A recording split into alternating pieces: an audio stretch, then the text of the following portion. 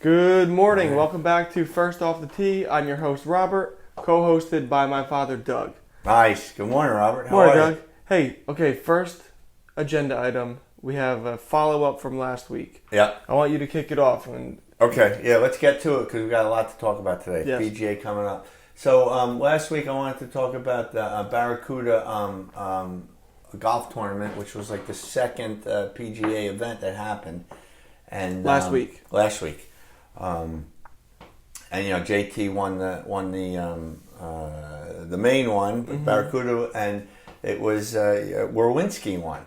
Oh, right? Richie? Yeah, and you're like, well, where's this guy? I'm like, dude, Werwinski won that, so he's in the back of my head for maybe a pick this week, and so I want to bring that up. And then the other thing I want to bring up, we have our scoring method, the way we play golf, and it was really just I don't know if all of our viewers know what our scoring method is. Oh, okay, great. So I think you might have talked about it, but we went out with a friend of ours and we were playing golf, and he's coming home all pissed off. I shot an 8, a 7, and getting all frustrated right from hole number 1.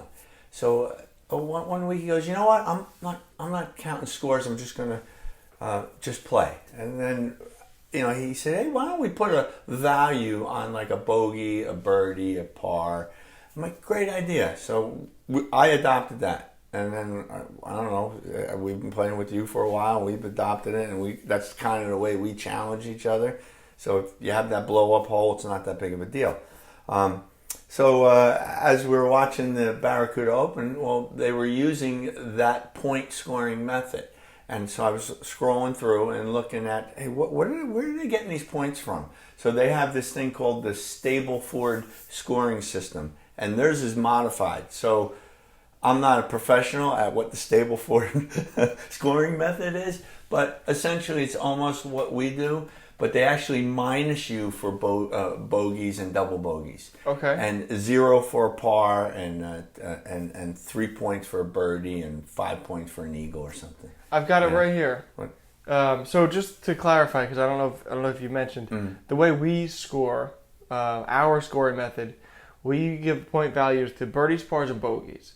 Birdie is 3 points, par is 2 points, bogey is 1 point. Everything else is a dash or a 0. Or except for the eagle. Oh, and rare. Eagle, shout out Tom Foley. An eagle is worth 4.5 points. Because if you eagle and end up tying somebody in points, you deserve the win just off the fact that you scored that eagle. Right? So that's our method, right? So it looks like Stableford. Oh, I guess there's a couple. There's a couple of ways. This says so. A double bogey is -3. A bogey is -1. Par is 0. Birdie +2. Eagle +5. Yeah. Right. So that's modified even from what they used on the tour. Right. We modified it to our own. And I think that even goes into your Zen golf. You can modify whatever you want when you play the. I'm going to reference this book a couple of times. I started reading this yesterday. I'm addicted to it already. That's great. And, I can't wait to get to it. The one thing that Dr. Joe says is, look, 1% of golfers, 1% are going to shoot under par in their lifetime. We're likely not in that 1%, right? Yeah. So he says, why are we trying to break this par score that is almost unattainable? Right. Yeah, for us hackers. Mentally, it's just this, I guess it's like a negative way to look at it, because you're always going to lose in terms of trying to break par. So what he suggests is you put a line right through all the pars on the scorecard, and write your own par. So if it's a course that you play frequently, you know what you should shoot there, put your own par. And what it does is it gives you that mental edge where, let's say you're on a par 5 and you duff a shot. Well, your par is 7. So you could still get there in 5 and potentially birdie the hole, even though you duff the shot. Yeah. And what he says is over time you'll end up beating your score, and you will get better. But you get to come off of a hole with a traditional double bogey Right. and say, "Ooh, man, I parred that hole. Right. Nice." And you let that mental motivation stack on top of each other and roll on. And so I think that's a awesome idea. But our scoring method kind of does that anyway, because we don't care what par for the course is. We only care about how many points did we come home with. Yeah. Yeah. And so I think our modified scoring method kind of working along follows with that. the same idea. Yeah, and like I said, I just wanted to bring it up because they do play a few tournaments with the points. I was like, how did they even get in these points? So there we know. So let's not waste any time. We got a big event coming up. We have a huge event, 2020 PGA Championship. Take two. Yes. Because right before the COVID shutdown, they did play Thursday's round of the 2020 PGA Championship. And we did have our picks, right? We did have our picks. I didn't even look back, but we have them registered somewhere. Maybe at the end of the episode, we'll take a look. Mm-hmm. So for the people at home, when we say our picks for the 4 majors, and maybe for the 5th, did we do the Players' Championship I think too? we did. I think we had all the big ones. So for the 5 majors, we go a little bit further beyond just picking 2 golfers who we think are going to win. We've created our own, let's call it fantasy golf. Mm-hmm. Yep. And we're gonna do it today. For the live on. We're gonna make our picks live on the show. Wow. So let me explain how it works. What's on the line? Typically, it's a steak at our favorite steakhouse down the road, Arthur's Steakhouse. Arthur's Steakhouse in Morris Plains, New Jersey. Obviously, with everything being shut down, that's not an option. So, second best thing, the loser of fantasy golf has to buy steaks at Costco and cook them for the other guy. It's got to be prime steak. And it's choice. It's got to be USDA prime. USDA prime, center cut. The best that they have. Ribeye. So, how's it work? So we're going to pick 6 golfers. We broke down the field into 3 classes, Class A, B, and C. Class A being the top 30 ranked guys, then the next 30, and then the rest of the field. So we get to pick 3 golfers from Class A, 2 golfers from Class B, and 1 golfer from Class C. That gives us 6 golfers. Throughout the 4 rounds of the PGA Championship, we'll be tracking each of those golfers' final score. Now we're looking at strokes under par or over par, not total strokes. Right. Just add in there. The format is you get to drop one of your golfers, so you may have one guy that blows up, he's out. You'll end up with 5 golfers that you're submitting their score. It's aggregate, so it's the scores are combined. Whoever has the lowest score wins. Sounds good. I like mine medium rare. The only caveat, and I just want to explain it real quick, is if you have guys miss the cut. Because it does get a little bit screwy. Let's say none of your guys missed the cut. Let's say the cut is even. I have 2 guys that missed the cut. One of my guys I'm going to drop. The other guy I have to play. Now let's say he finished at +2, misses the cut. Your guy who made the cut finishes at +5. There's no way that your guy who made the cut can score better than my guy who missed. Right. So what we're going to do is any guy that misses the cut, that has to be scored. However many strokes off par he is, let's say I'm +2, your lowest guy who finished +5, I now have to be 2 worse than you take that than your worst guy, so he now comes in at +7. Yeah, I think that's fair. I think we think the only way to do it. Yeah. It's the only way to do it. So, we have 9 minutes left. Let's get right into it. PGA Championship. Do you have a tee? Well, we talked about a tee. I don't have it. I think we're going to have to go with the rock, paper, scissors. We were trying to figure out how to... we could spin these golf balls. Spin a ball? Okay. Whichever way Volvic Vivid is pointing. All right, so wherever the V is print. This direction. Go ahead, do it. Let's make sure the viewers at home can see this. I'm all for it. This is for first pick, which is almost undoubtedly going to be Brooks Koepka, 2-time defending champ. So this is for... Oh, watch out for that coffee. This is for Brooks Koepka. Oh! Shoot. All right. Who do you want? You got to go with Brooks. Are you writing this down somewhere? Yeah, what I'll do is I have the list. Well, here. we can write it down as we watch it. we have it recorded on it. Oh, Brooksy. I wanted him. I know you did. Then, I mean, obviously, I have to go with the world number one at the moment, Justin Thomas. All right. That sounds good because I have to take your boy then. I have to go with Xander.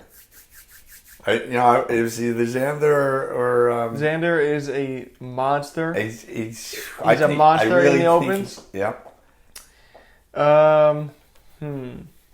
Okay. Brooks, Xander. I'm between two guys. Okay. I'm not going to tell you who they are. I'm going to take Rory. I knew you were going to go Rory. I'm a Rory fan. I've been a Rory fan he's forever going to step up to the plate. But he's... Ooh, that opens up a big door here. All right, so I got two... Well, how many do we got? We get to pick three from this category. You have Brooks and Xander. All right, so this is my last pick. Yeah. Oh, man. You know what? We talked about it. I'm going with Matthew Fitzpatrick.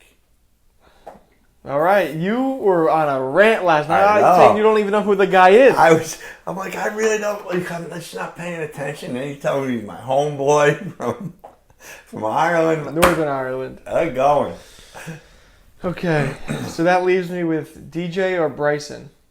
I had both of them in my. I know. In my head too. I've always been a DJ fan, but just the way that Bryson has blasted onto the scene this year, I got to take Bryson. Nice, good. All right, okay, so we got those. I have JT, McElroy, and Bryson. You have Xander, Brooks, and Matthew Fitzpatrick. All right, now on to Class B. Class B. I go. I see my boy, who I really liked when he came on and hasn't done much, but I'm going for it anyway, Corey Connors. Yeah, that is your guy. Up north, Corey Connors. Like him. Right. Corey Connors. He won last year PGA Tour event. Mm-hmm. That's, I think, when I started liking him. And that was about it. I haven't seen him since. I'm going to go with Terrell Hatton. He's been on fire of late. Oh. I'm very happy I didn't take him. Yes. That's a good one. You get one more pick from this class. I know. You know what? And I've seen he was up last week. I'm going with Brendan Todd. Okay. You got Brendan. And notice that I didn't pick my boy, Phil Mickelson. I know I didn't pick Well, you Phil. couldn't. He was in the Class A. I know, but I'm just saying I'm rooting for him, but I didn't pick him. For reference, Phil was the very last ranked person in Class A. So he's the worst you can get in Class A. But he almost won last week. You almost wish he was ranked 31. Then it would be a steal. Yeah. So I get one more pick in Class B. And I'm going to go with Victor Hovland. Also has been up there. Yep. Okay, now we got what? One out of Class C? One out of Class C.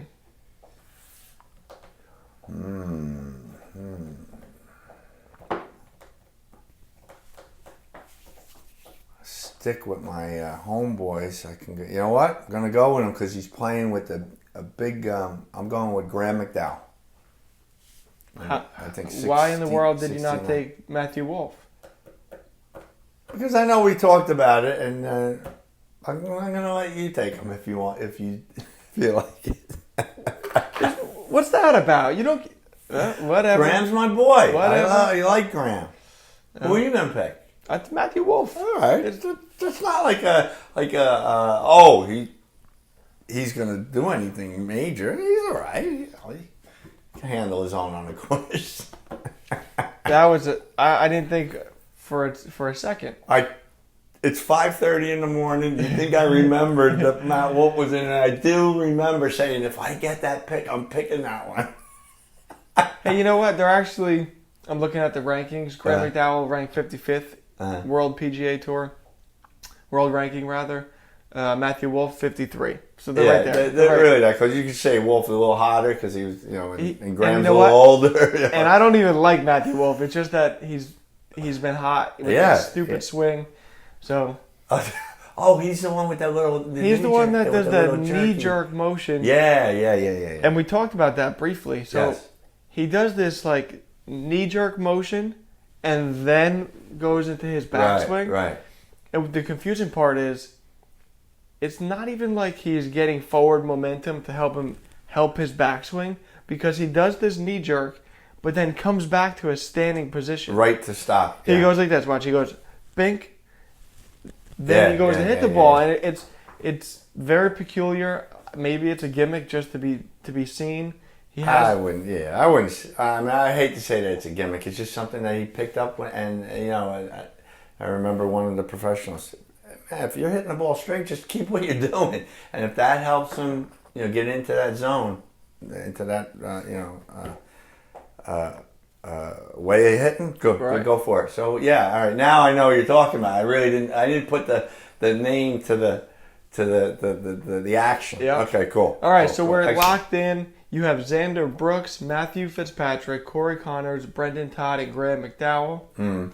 I have Justin Thomas, world number 1.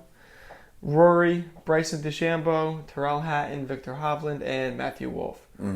Those are 2 really good lineups. I like the little adjustment we made this year with picking 3 out of Class A. Yeah, it's a little change, right? What we did last year was we did 2, 2, and 2, and we ended up leaving so many high-profile golfers off the table. And of course, those are the guys that make the push to the end, and those are the guys you want to be rooting for. So it seems silly to limit ourselves. No, I like 2. it. I like it. Pretty good. Okay, we have a minute left. Back to Zen Golf. First off, good luck. Yeah, good luck, man. PGA Championship Fantasy Golf. They're playing today. Yeah, so Are you going to be able to watch any of it? I mean, I'll catch the recap after. Me too. I'm actually camping this weekend, so I might try to get home early and play late Sunday afternoon. Oh, good. So I might be playing while they're. And I'll be in Lake George on Sunday during the end of the tournament. So we're both not going to be able to even watch it, but I'll certainly check the score. And we may do a Skype recap on Monday, right? Maybe. Yep. First Off the Tee podcast, a remote episode on Monday, because I'm not going to be here. I'll be up in Lake George. I think it may not even be 18 minutes. It may just be a quick FaceTime. Quick hit, see who won. Recap, see who gets won. The steak. Who's going to buy the steak, and then we'll go from there. Cool. Great. Closing thoughts.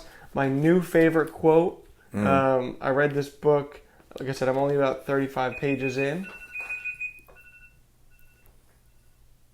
Nice. Yeah, we made it. New favorite quote. I don't even really have to pull it up, but I want to. Don't complain about anything, not even to yourself.